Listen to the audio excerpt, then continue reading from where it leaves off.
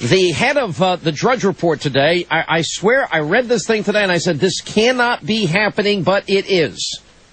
And this is literally internet companies, civil liberties groups were alarmed this spring when a U.S. Senate bill proposed literally handing the White House the power to disconnect.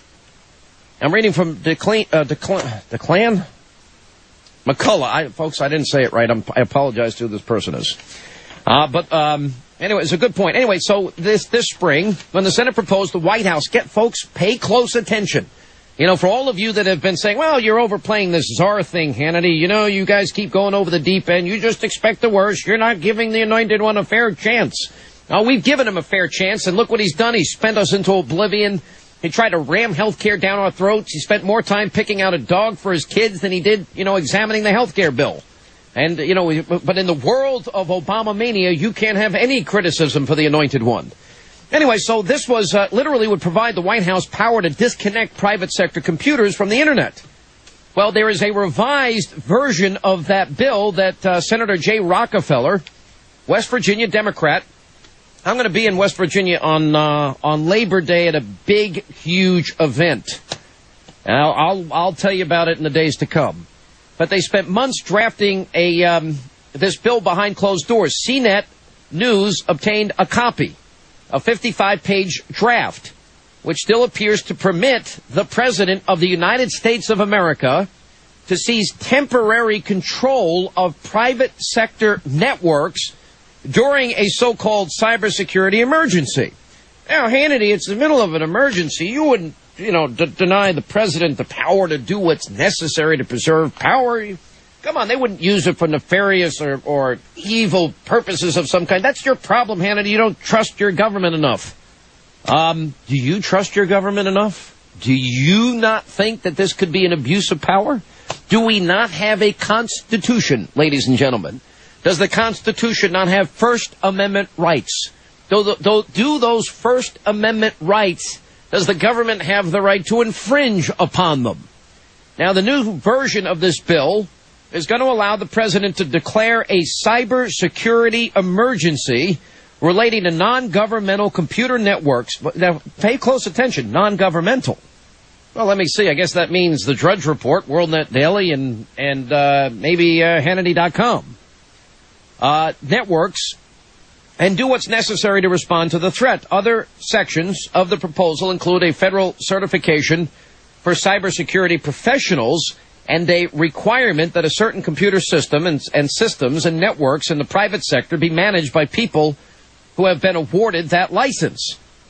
Now, I think that redraft, while improved, remains troubling due to its vagueness, said Larry Clinton, the president of the Internet Security Alliance, which counts representatives of Verizon, Nortel, and Carnegie Mellon University on its board. It's unclear what authority Senator Rockefeller thinks is necessary over the private sector.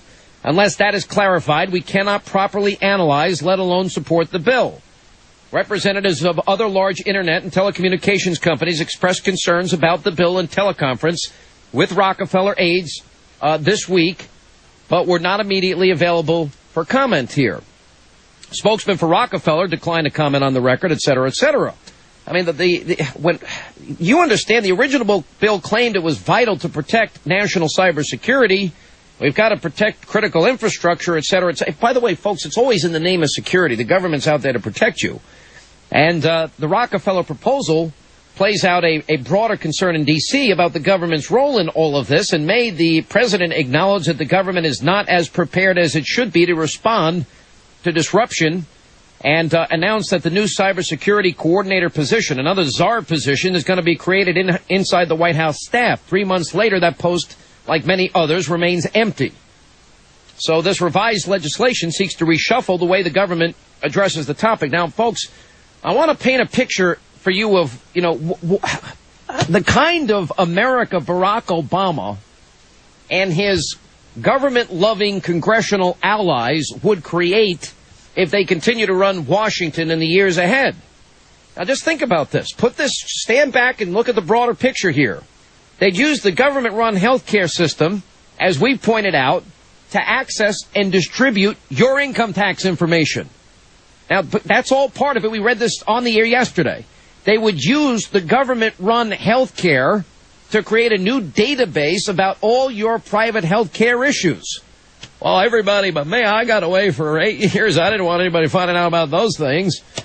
They would use the FCC to kill conservative talk radio, and now they see that they would authorize the president at a whim to declare a cybersecurity emergency, non-defined, relating to, quote, non-governmental computer networks and do what's necessary to respond to the threat.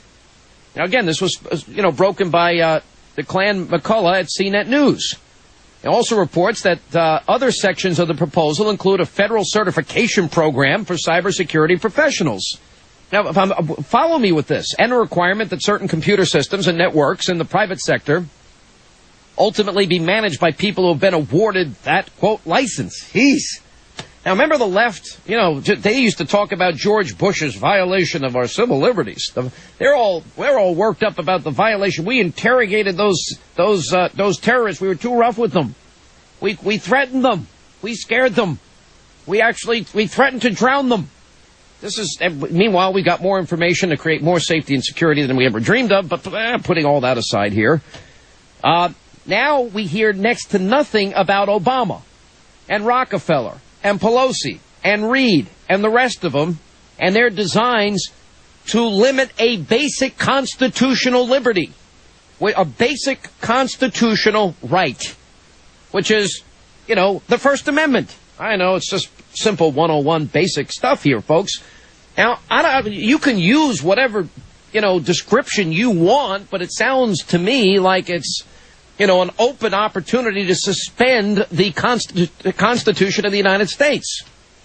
Some might even go as far as to say, well, it kind of sounds like martial law is imposed at the whim if the government decides that this is a cybersecurity emergency here.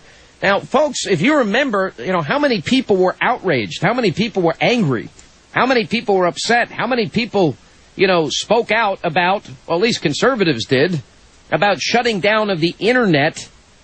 Remember during the mini-Iranian revolution that was going on before the crackdown after Ahmadinejad got beat and stole the election. But, of course, we'll still talk to Ahmadinejad. We'll talk to any dictator. It doesn't matter. We understand the importance of this, and a government that can do this. By the way, who's going to define what a cybersecurity emergency is? How do we define it? Who defines it? Who's going to take, the FCC is in charge of our cell phones, in charge of the radio airwaves. But if this is implemented, do you realize, ladies and gentlemen, that is, by definition, a suspension of constitutional government and basic constitutional freedoms and basic constitutional rights? There's no other way to describe this. That's all that would be.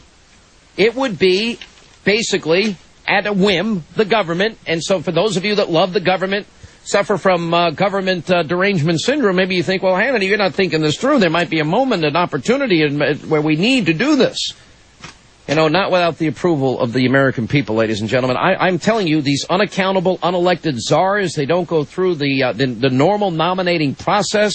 They have enormous power and enormous control over your life. And I'll give you an example. Alliance Defense Fund had an article out. One of their attorneys had to file a motion in New Hampshire in court on Monday, asking the court to reconsider and stay their decision, ordering a 10-year-old homeschooled girl into government-run schools. Apparently the person making the recommendations to the court agreed the child is well-liked, the child is social, the child interacts with her peers, the child is academically promising, the child is intellectually at a superior grade level, and that it's clear that the homeschooling has more than kept up with the academic requirements of the public school system. Nonetheless, he proposed the Christian girl be ordered into the government-run school after considering, quote, the impact of her religious beliefs on her interaction with others. Now, folks, there are people, I don't know what their religious faith is in this particular case, but I don't really care. It's none of our business.